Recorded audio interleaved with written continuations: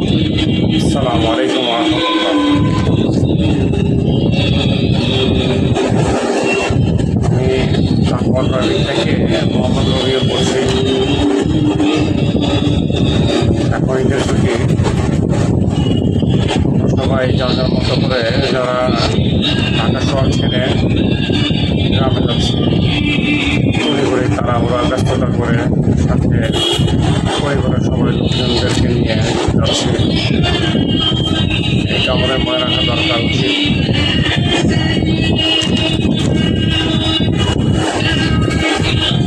রাস্তার মধ্যে আমরা যারা যাই অথবা সফর করি, আমাদের যানবাহনের সর্বোচ্চ নিরাপত্তার বিষয়গুলো আমাদের মনে রাখা দরকার, প্রয়োজন। বিশেষ করে এখন যে আবহাওয়া, বৃষ্টি হচ্ছে,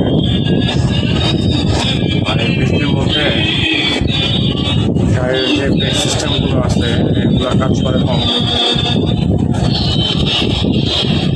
গাড়ির যে টায়ার সিস্টেম আছে, সিস্টেম দেখা, ব্রেক সিস্টেম দেখা, ড্রাইভার যখন অনেকক্ষণ ড্রাইভিং সিটে বসে থাকে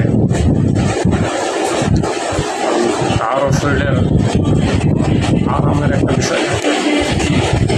সে কতক্ষণ কাজ করবো, সে ড্রাইভিং করার জন্য শারীরিকভাবে ফিট আছে কিনা,